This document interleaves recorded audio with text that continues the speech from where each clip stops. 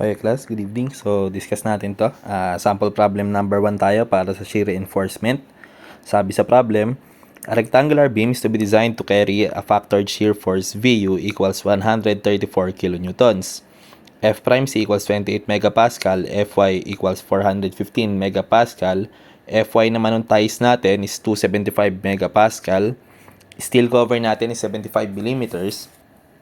Sabi sa problem A, what is the minimum dimension for a beam with no reinforcement if the effective depth is twice of the base?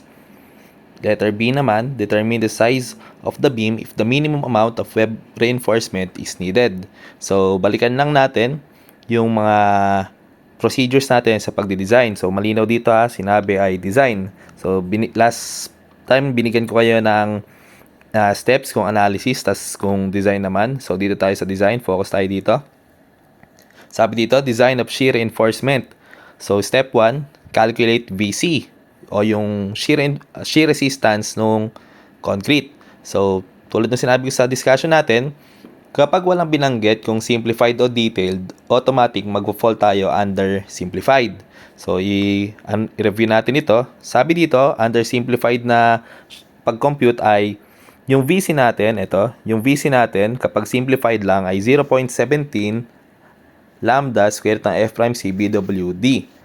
Tapos, ang sabi sa first condition natin, sa letter A, ano daw yung beam dimension kung hindi kailangan ng web reinforcement. So, reviewin ulit natin.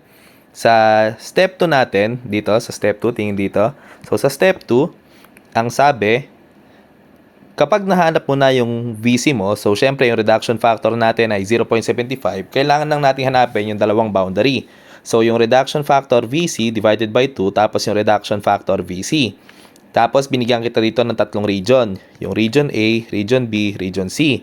So, explain ulit natin kung ano yung sinasabi ng mga region na yan. Sabi, kapag yung VU mo daw ay under region A, which is yung less than or equal reduction factor VC over 2, hindi mo na kailangan ng stirrups.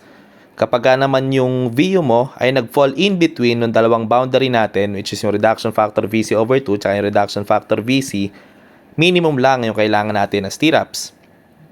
Kapag naman lumagpas ka sa reduction factor VC natin, ang sabi dyan, mag-proceed na sa step 3 kumbaga, i-design na natin yung stirrups natin. Kasi nilagpasan mo na, o masyado nang lumaki yung value ng shear mo, so nilagpasan mo na yung resistance ng concrete, so kailangan mo ng tulong mula sa bakal. So ano ba sabi ng first condition? Ang sabi ng first condition natin, minimum dimension for a beam with no web reinforcement. So wala tayong kailangan na web reinforcement. So saan tayo dito mag-fall na region? So mag-fall tayo dito na region kay region A. Kasi ang sabi dyan, kapag nag-fall ka under region A, hindi mo na kailangan ng stirrups, which is yung mismong condition na sinasabi sa atin nung problem. So, gawin natin. Kailangan, hanapin lang natin muna si VC. So, dito, hindi na natin kailangan hanapin pa yung VU using shear and moment diagram or cutting plane or shear and moment equation kasi binigay naman na sa atin si VU. Tandaan na si VU, ang ginagamit nating VU ay yung nag-a-act na shear dun sa critical section. So, since meron tayong VU, sulat natin, VU equals 134 kilonewtons. Tapos, computein lang natin si VC. So, ano ba si VC? Sabi natin, mula sa code, si VC o yung resistance ng concrete mula sa shear ay 0.17. Walang binanggit kung ano yung concrete natin, kung lightweight ba ito or normal weight. Therefore, i-assume natin na yung lambda ay 1.0, which is for normal weight.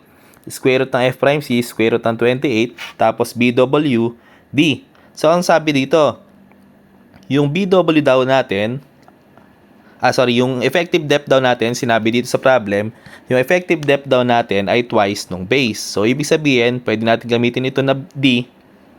Ito naman, magiging, yung base natin ay 2. Yung D natin, pwede natin gamitin agad na 2B. Kasi sabi, yung effective depth daw natin ay twice nung base, tapos yung base natin. So, compute natin. Si VC ay equal sa 0.17 times 1.0 times square root ng 28 times 2.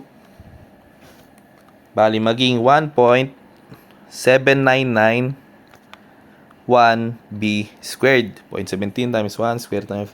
Ayan, tama. So, 1.7991 B squared. So, yan yung VC natin. So, Saan natin i-equate ito?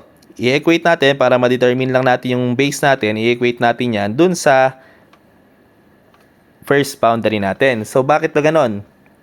Ang sabi, hanggat under ito, hanggat below yung VU mo ng reduction factor VC over 2,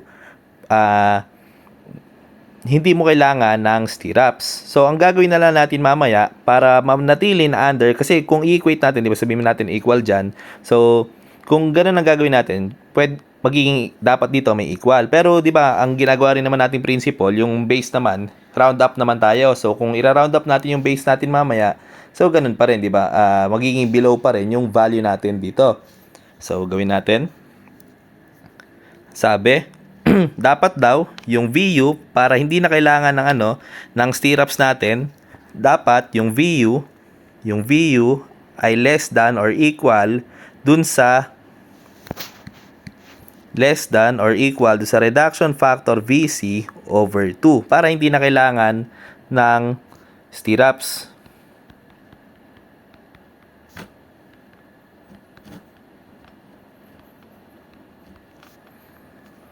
Gawin natin. So, VU natin ilan? 134 kilonewtons, 134,000 newtons equals, reduction factor is 0.75. Tapos, yung VC naman natin, 1.7991991 B squared divided by 2. So, mas-solve natin si B. B equals 134,000 times 2 divided by 0.75 times 1.7991. Tapos square root lang natin. Sabi dito, si B natin ay 445.67 millimeters. So, round up lang natin, approximately 450 millimeters. So, sa letter B naman natin. Sa letter B, ang sabi, determine the size of the beam if the minimum amount of Weber reinforcement is needed. So, balikan na ulit natin yung step natin. So, may tatlong region. Sabi, ulitin natin yung region A. Kapag nandiyan ka sa region A, hindi mo kailangan ng stirrups, which is sinatisfy natin yung first condition nung problem. Kapag nandito ka naman sa region B, ang sabi dyan, minimum lang yung kailangan natin. Kapag nag-fall ka under, in between pala ng reduction factor VC over 2 tsaka ng reduction factor VC. Minimum lang yung kailangan. Na hinahanap naman nung second condition natin or for letter B, yung determine the size of the beam if the minimum amount of Weber reinforcement is needed. So, gawin natin. Ang kailangan natin makuha ngayon, i-equate natin yung VU natin dito sa reduction factor VC. Tapos, i-round up na lang natin para manatili tayo na in between ng reduction factor VC tsaka reduction factor VC over 2. So, gawin natin, reduction factor VC. Yung VU natin, for VU, if VU is less than or equal ng reduction factor VC over 2, tandaan class na ito talaga ay less than lang yung nakalagay. So, ang ginagawa nga kasi natin, kapag na-determine natin, tulad dito, kapag na-determine natin yung base na kailangan lang, nira-round up natin para manatili na VU is under pa rin or less than reduction factor VC. So, kahit i-back solve natin, pakita natin class. Ito, i-back solve natin. 0.75 1.7991 times 450 squared. So, makikita natin yung VC natin dito.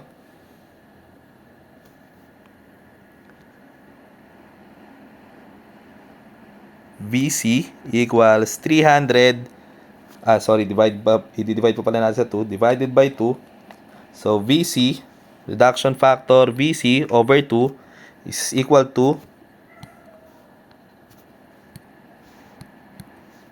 182.158 kilo Newton. So, nakita natin at 0.75 pa pala times 0.75 136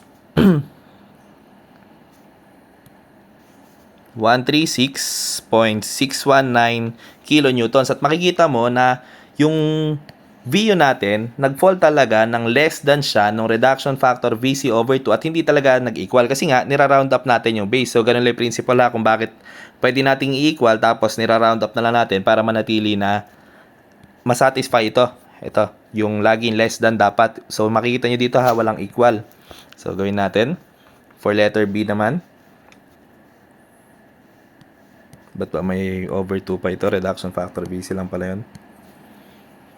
So, compute natin. Yung VU natin, ilan na nga ulit? 134 kilonewtons. Therefore, 134,000 newtons equals 0.75. So, yung VC natin, ganun pa rin. 1.7991 B squared.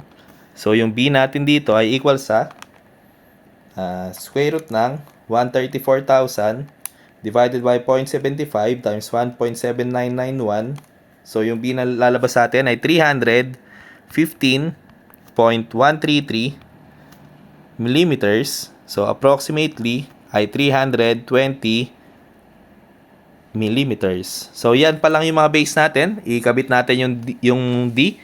So, sabi dito, yung effective depth daw natin ay twice nung base natin. So, yung effective depth dito ay 900. Tapos, kung gusto mo talaga yung total height na lang, 900 plus binigay din dito yung steel cover natin na 75. So, ang total height ng beam dapat natin is 975 millimeters.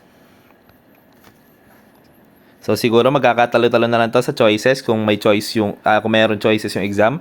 So, yung D natin, effective depth, equals 320 dito. So, twice daw. So, 640 millimeters. Tapos, yung H naman natin is 75 plus 640. 715 millimeters. So, ganun lang computin to. Ganun lang din gamitin yung sa simplified natin. May nalimutan pa ba tayo? Determine the size of the... Ayan na, class. Ganun lang.